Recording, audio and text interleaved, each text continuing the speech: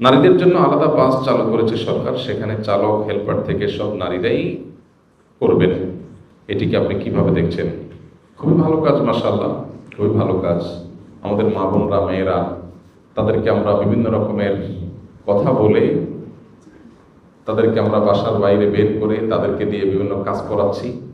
তাদের যে biological duty আছে সেটা তো তারা করছেই। সন্তান গর্ভে ধারণ করছে, সন্তানকে দুগ্ধ দান করছে, এগুলো তো পুরুষ ভাগ করে দায়িত্ব নিতে পারে না। এগুলো তাদের করাই লাগতেছে, সারা জীবনের জন্য কষ্ট আছেই। এরপরে আবার এক্সট্রা তাদের উপরে দায় চাপায় দিলাম। সংসার চালানো যে পুরুষটার কাজ, আমরা বিভিন্ন মুখরোচক স্লোগান দিয়া বউরেও বাইর করে দিলাম। এবার বউ বাইর করে তার টাকার সব কি সে ভোগ করে? বাস্তবতা কি? সেও একটা পার্ট দেয় সংসারে বেশিরভাগ ক্ষেত্রে। তো এই সমস্ত করে আমরা তাদেরকে বের করেছি। এখন এই সমস্ত মেয়েদের চলাফেরা, রাস্তাঘাটে দেখা যায় বিভিন্ন রকমের হ্যারাসমেন্টের শিকার তারা হয়, খুবই দুর্ভাগ্যজনক হয়। অতএব তাদের জন্য যাতায়াতের জন্য আলাদা বাস হলে, আলাদা পরিবহনের ব্যবস্থা থাকলে সেফটি সিকিউরিটি নিশ্চিত হবে, এটা ভালো। সেক্ষেত্রে চালক সহ যারা থাকবে তারা আবার যথাযথ প্রশিক্ষিত যেন হয়, সেটাও গুরুত্বপূর্ণ, সেদিকটাও খেয়াল রাখতে হবে। আর পাশাপাশি এই কাজটা যেরকম খুবই প্রশংসনীয় একটা কাজ আমরা মনে করি, অবশ্যই সাধুবাদ পাওয়ার মতো একটা কাজ করেছে সরকার। কিন্তু সেই সাথে শিক্ষা প্রতিষ্ঠানেও মেয়েদের ছেলেদের সাথে পড়তে গিয়ে হ্যারাসমেন্টের শিকার যেন না হয়, সেখানেও তাদের স্পেশালাইজড শিক্ষা প্রতিষ্ঠান করা দরকার। রেস্টুরেন্টগুলোতে তাদের জন্য স্পেশালাইজড ব্যবস্থা করা দরকার।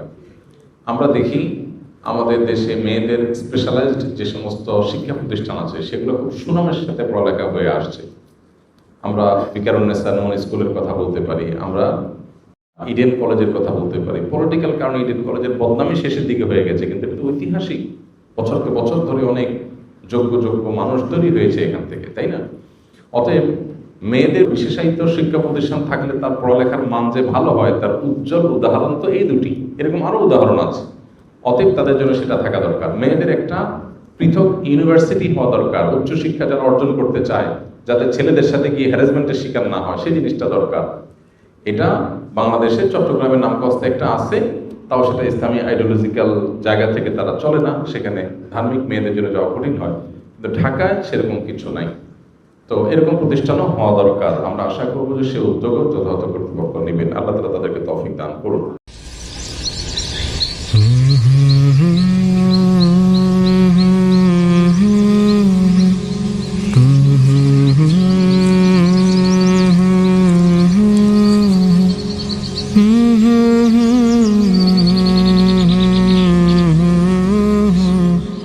জীবনে এমন কিছু সময় আসে যখন কারো কারো কাছে 1000 টাকাও লাখ টাকার মতো দামি মনে হয়।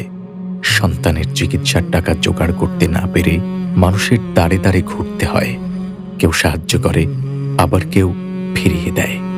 কিন্তু সব গল্প সেখানেই শেষ হয়ে যায় না, কিছু গল্প নতুন করে শুরু হয়। চলুন শুনে আসি পুষ্টি বেকারির উদ্যোক্তা মোহাম্মদ জাহিদ হাসানের তেমনই এক গল্প। নীলফামারীর জলঢাকার একটি সাধারণ পরিবারে বেড়ে ওঠা জাহিদ হাসানের বেকারির কাজ শুরু হয় নানার কাছে। আমার যখন 7 বছর বয়স, আমার নানা আমাকে নিয়ে গেছে, মানে নাতি হিসেবে পুলিশে নানা কিভাবে কাজ করে আমার দাঁড়ে থেকে দেখি। ঘরে কয়, ওই তুই স্কুল পড়বি না? নানা স্কুলও পড়বো, কাজও শিখবো। ঠিক আছে, ওই কাজ করে আর আমি দেখি। দেখতে তো ওই নানার সাথে আমি থাকি, সম্পূর্ণ কাজ শিখিলাম।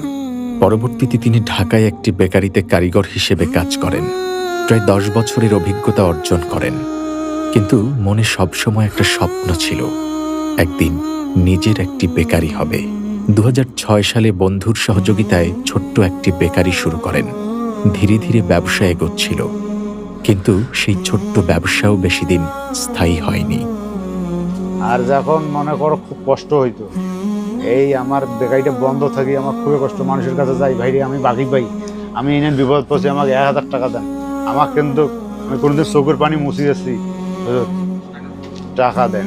পুঁজি শেষ, ব্যবসা বন্ধ, সামনে শুধু অনিশ্চয়তা। সেই কঠিন সময়ে পাশে দাঁড়ায় আস-সুন্নাহ ফাউন্ডেশন।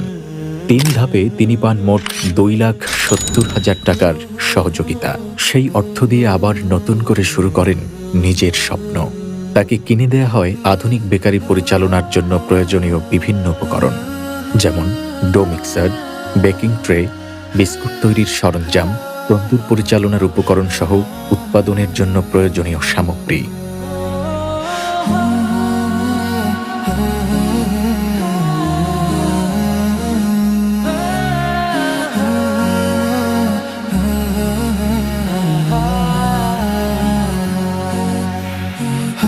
আজ আল্লাহর রহমতে সেই ছোট্ট বেকারির প্রতিদিনের বিক্রি 12 থেকে 14,000 টাকা। দুটি ভ্যান নিয়মিত বিভিন্ন এলাকায় পণ্য পৌঁছে দেয়। নীলফামারীর বিভিন্ন স্থান থেকে ব্যবসায়ীরা এসে তার তৈরি কেক, পাউরুটি, বিস্কুট সহ নানা ধরনের বেকারি পণ্য নিয়ে যান। আগে থেকে আলহামদুলিল্লাহ, আগে এমন আমার পরিস্থিতি ছিল, একটা বাচ্চার যদি রোগ হইতো আমার চিকিৎসা করার মতো কোনো স্তর। এখন আর কোনো সমস্যা নেই, আমি খুব ভালোই চলতেছি। আল্লাহ রহম, আমি এখন বর্তমান খুবই সুখী শান্তিতে আছি। আর কোনো চিন্তা, এখন ব্যবসার দিন দিন বাড়াচ্ছে চিনতে পারবো। আমি এই এলাকার 12টা ছেলেকে কাজ শিখেছি, অনেক বেকারিতে করি খেতেছি। জাহিদ হাসানের এই সফলতার গল্পটি ধৈর্য, পরিশ্রম আর সময় মতো পাওয়া একটি সহযোগিতার শক্তির গল্প। কারণ কখনো কখনো একটি ছোট্ট সহায়তাই বদলে দিতে পারে একটি পরিবারের জীবন, একটি স্বপ্ন, এমনকি অনেকগুলো মানুষের ভবিষ্যৎ। এভাবেই আস-সুন্নাহ ফাউন্ডেশনের মাধ্যমে পাওয়া সহায়তায় দেশের প্রত্যন্ত অঞ্চলে জাহিদ হাসানের মতো অনেকেই নতুন করে পথ চলা শুরু করছেন।